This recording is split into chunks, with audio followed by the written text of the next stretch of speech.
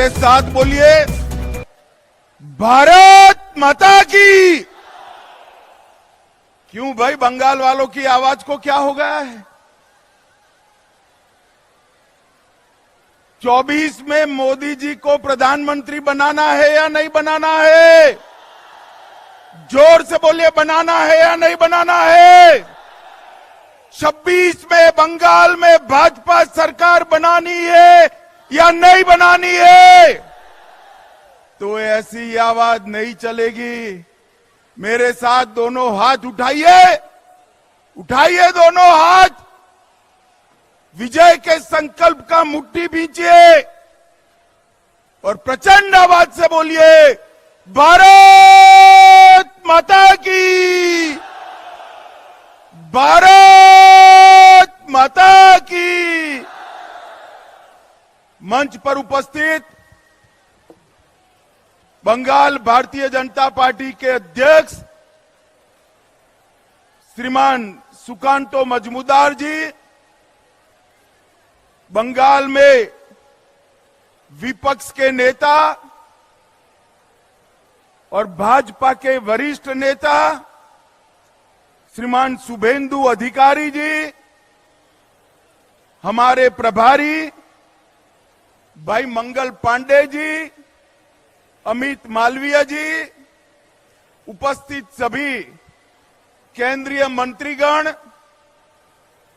उपस्थित सभी सांसदगण, विधायकगण, भाजपा के पदाधिकारीगण और आज इस रैली में नजर भी नहीं पहुंच रही है वहां तक आए हुए प्यारे भाइयों बहनों माताओं और मेरे जिगर के टुकड़े जैसे युवा मित्रों, आप सभी को नमस्कार।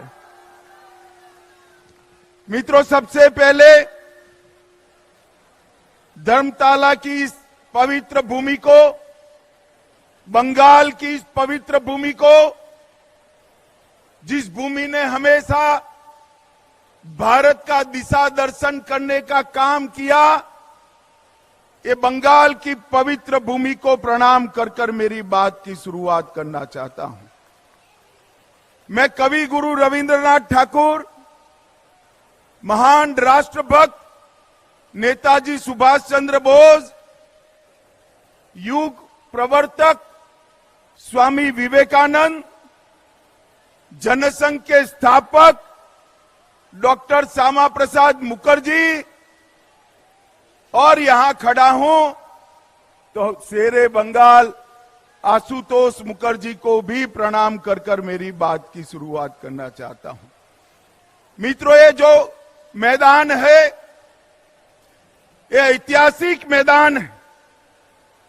इसी मैदान में, भैया बैठ जाओ,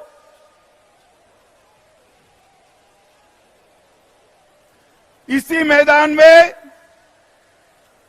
सोहरावर्दी ने डायरेक्ट एक्शन का कॉल दिया था और यहीं पर महान गोपाल मुखर्जी ने इसका सामना करने का कॉल दिया था। यही मैदान है जिसने पश्चिम बंगाल को हिंदुस्तान के साथ, भारत के साथ जोड़कर रखने का काम किया है। और मित्रों, भारतीय जनता पार्टी के लिए भी ये मैदान बहुत भाग्यशाली मैदान है। मैं इसी दिसंबर महीने में, नवंबर महीने में यहां पर आया था 2014 में और यहां से बंगाल की जनता को, तृणमूल को हटाने का कॉल देने का काम मैंने किया था भारतीय जनता पार्टी के अध्यक्ष के रूप में। और मैं आज बंगाल की जनता का धन्यवाद करना चाहता हूं कि आज बंगाल में 18 लोकसभा सीटें और 77 विधानसभा सीटें देकर बंगाल की जनता ने तय कर दिया है कि यहां पर अगली सरकार भारतीय जनता पार्टी की सरकार बनने वाली है। भाई और बहनों, बंगाल की जनता ने 2,30,00,000 वोट भारतीय जनता पार्टी को दिए, 77 सीटें दी। हमारे नेता शुभेंदु अधिकारी को अभी अभी दीदी ने दूसरी बार विधानसभा से बर्खास्त कर दिया है। मैं कहने आया हूं दीदी, कान खोलकर सुन लो। शुभेंदु जी को आप विधानसभा के बाहर तो निकाल सकती हो, परंतु बंगाल की जनता को चुप नहीं कर सकती। बंगाल की जनता कहती है दीदी आपका समय अब समाप्त हो चुका है। भाइयों और बहनों, सोनार बांग्ला और परिवर्तन के नारे के साथ, मां माटी मानुस के नारे के साथ कम्युनिस्टों को हटाकर दीदी सत्ता पर आई। मैं पूछना चाहता हूं आपको, परिवर्तन हुआ है क्या? जरा जोर से बोलो, हुआ है क्या? घुसपैठ रुकी है क्या? तुष्टीकरण रुका है क्या? पॉलिटिकल वायलेंस बंद हुआ है क्या? भ्रष्टाचार रुका है क्या? मोदी जी लाखों करोड़ों रुपया बंगाल को भेजते हैं, ये तृणमूल के सिंडिकेट वाले वो रुपया को बंगाल के गरीबों तक पहुंचने नहीं देते। मैं आज आह्वान करने आया हूं, अगर 26 में यहां भाजपा सरकार बनानी है तो इसकी नींव 24 के लोकसभा के चुनाव में डालकर मोदी जी को बंगाल से प्रधानमंत्री बनाना चाहिए। भाई और बहनों, 27 साल कम्युनिस्टों का शासन रहा। ममता जी तीसरी टर्म के लिए जीती। लाल भाई और तृणमूल कांग्रेस मिलकर बंगाल को बर्बाद कर दी। चुनावी हिंसा पूरे देश में, चुनावी हिंसा अगर सबसे ज्यादा होती है तो बंगाल में होती है। घुसपैठ बंगाल सरकार, ममता बनर्जी रोक नहीं पाई। जो ममता बनर्जी कभी घुसपैठियों के लिए पार्लियामेंट चलने नहीं देती थी, वो ममता बनर्जी आज घुसपैठियों को खुलेआम वोटर कार्ड और आधार कार्ड बंट रहे हैं, वो चुप बैठी है। कट मनी से पूरी बंगाल की जनता परेशान, सिंडिकेट की उगाही से पूरी बंगाल की जनता परेशान। और जिस बंगाल में कभी सुबह सुबह रविंद्र संगीत सुनाई पड़ता था, वो बंगाल आज बम धमाकों से गूंज रहा है। मित्रों, बम धमाकों से गूंज रहा है। पूरे देश में गरीबी कम हो रही है, मगर बंगाल में गरीबी कम होने का नाम नहीं देती। भ्रष्टाचार चरम सीमा पर है। मैं बाद में बात करूंगा, मगर मैं आपको बताने आया हूं भाइयों, मैं गुजरात से आता हूं। मेरे जीवन में किसी नेता के घर से इतनी सारी नोटों की गड्डियां किसी ने अपने जीवन में नहीं देखी होगी। मित्रों, जो बंगाल साहित्य, विज्ञान, कला, आजादी का आंदोलन, आध्यात्म, उद्योग और कृषि में पूरे देश का नेतृत्व करता था, वो बंगाल आज सबसे पिछड़ा बनाने का काम दीदी ने किया है। दीदी ने बंगाल को बर्बाद कर रख दिया है। मैं आज बंगाल की जनता को कहने आया हूं, एक बार पूरे देश का विकास देखिए। मोदी जी ने 60 करोड़ गरीबों के जीवन में बहुत बड़ा परिवर्तन लाया है। उनको घर दिया, शौचालय दिया, गैस दिया, पीने का पानी दिया, मुफ्त में अनाज दिया, साथ में शौचालय के साथ साथ 5 लाख तक की स्वास्थ्य की सारी सुविधाएं दी और पूरे देश को कोरोना का दोनों टीका लगाने का काम भी नरेंद्र मोदी जी ने किया। पूरे देश में आतंकवाद को मोदी जी ने समाप्त किया है। मुझे बताओ भाइयों बहनों, ये कश्मीर जो है हमारा है या नहीं है? जोर से बोलो, है या नहीं है? जिस कश्मीर के लिए जिस धारा 370 को हटाने के लिए बंगाल के सपूत श्यामा प्रसाद जी ने बलिदान दिया था, वो धारा 370 को मोदी जी ने समाप्त कर दिया। वामपंथी उग्रवाद को नकेल कसकर समाप्त करने का काम मोदी जी ने किया। भारत के तिरंगे को चंद्रयान के माध्यम से चंद्र पर पहुंचाने का काम नरेंद्र मोदी जी ने किया। नई संसद बनाई और देश के अर्थतंत्र को 11 नंबर से 5वें नंबर पर लाने का काम नरेंद्र मोदी जी ने किया है। और मुझे बताओ बंगाल वालों, अयोध्या में राम मंदिर बनना चाहिए या नहीं बनना चाहिए? दूर तक जोर से बोलो, बनना चाहिए या नहीं बनना चाहिए? एक कांग्रेस पार्टी और ममता बनर्जी सभी लोग इकट्ठा होकर राम मंदिर को रोक कर रखे थे। मोदी जी ने 2019 में इसका भूमि पूजन किया और 22 जनवरी 2024 को मोदी जी इसका प्राण प्रतिष्ठा करने वाले हैं। मेरे साथ जोर से बोलिए, जय श्री राम, जय जय श्री राम। मित्रों, मोदी जी ने देश को हर क्षेत्र में आगे बढ़ाने का काम किया है। और यहां क्या हुआ? राजनीतिक हत्याएं लगभग 212 भाजपा कार्यकर्ताओं की हत्या हुई। मैं दीदी को कहकर जाता हूं, हम भाजपा वाले हैं, हमारा कार्यकर्ता हमारा भाई से बढ़कर होता है, भाई से बढ़कर होता है। दीदी, भाजपा कार्यकर्ताओं की हत्या की है देश भर का और पूरे बंगाल का एक एक कार्यकर्ता इसका बदला लेने के लिए तैयार है। आप मेरी बात याद रखना। 2026 में जब चुनाव होगा तब मालूम पड़ेगा कि किस प्रकार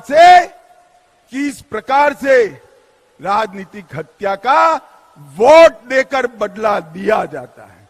मित्रों, बंगाल को पूरे भारत के अंदर भ्रष्टाचार के कारण बदनाम करने का काम ममता बनर्जी की सरकार ने किया। ज्योतिप्रिय मलिक, अनुव्रत मंडल, पार्थ चटर्जी, चाहे गाय तस्करी हो, चाहे कोयला तस्करी हो, चाहे भर्ती घोटाला हो, अरबों खरबों रुपया बंगाल की जनता का इन्होंने खाया है। और मैं ममता बनर्जी को आज कहकर जाता हूं, अगर आप में हिम्मत है तो ज्योतिप्रिय मलिक, अनुव्रत मंडल और पार्थ चटर्जी को तृणमूल कांग्रेस से सस्पेंड कर दिखाइए तो बंगाल की जनता मानेगी। वो नहीं कर सकती।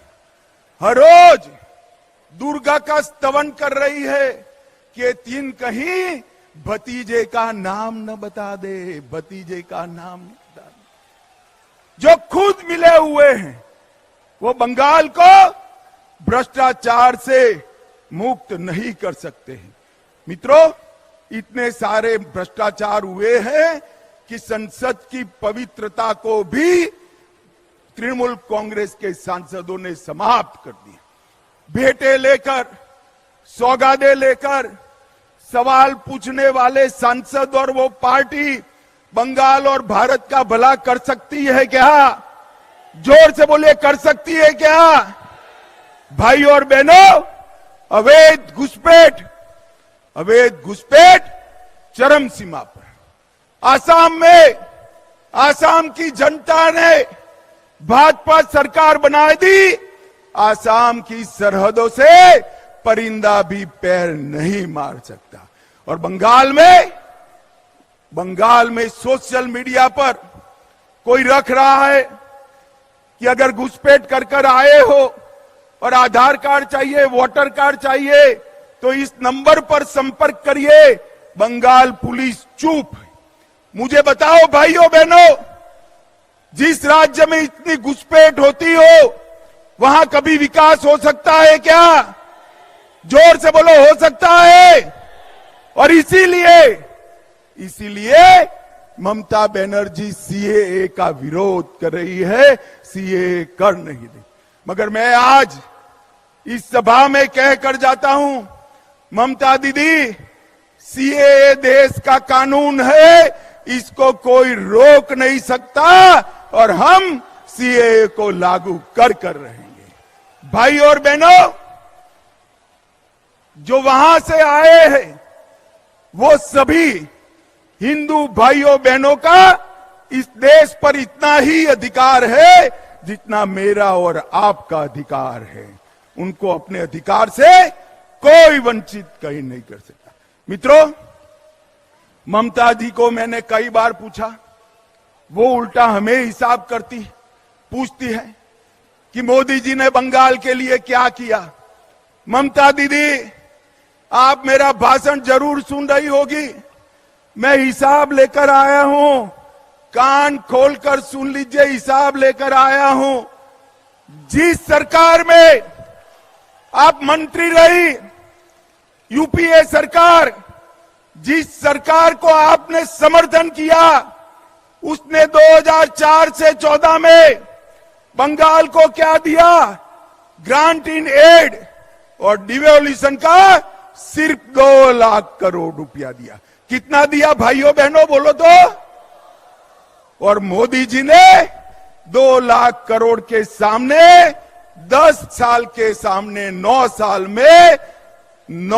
में 6,70,000 करोड़ रुपया देने का काम नरेंद्र मोदी जी ने किया। और 1,80,000 करोड़ रुपया नरेगा में 3.5 गुना ज्यादा हमने दिया। आप धरना करती हो? जब आप मंत्री बनकर बैठी थी, मुख्यमंत्री बनकर सरकार का समर्थन कर रही थी, पैसा कम मिलता था। यूपीए सरकार ने 14,000 करोड़ रुपया दिया, मोदी जी ने 54,000 करोड़ रुपया देने का काम किया। और नरेगा, ग्राम सड़क योजना, आवास योजना, आजीविका मिशन और नेशनल आजीविका मिशन में 1,80,000 करोड़ रुपया देने का काम भारतीय जनता पार्टी ने किया है। और नेशनल हाईवे के लिए टोटल 70,000 करोड़, लगभग 16,000 करोड़, रेलवे में, बंदरगाह में 1,000 करोड़, सिंचाई के लिए 3,000 करोड़, कुल मिलाकर आपके 2 लाख करोड़ के सामने भारतीय जनता पार्टी ने 8 लाख करोड़ से ज्यादा रुपया देने का काम भारतीय जनता पार्टी। और ममता दीदी, जितना गुमराह करना है कर लीजिए।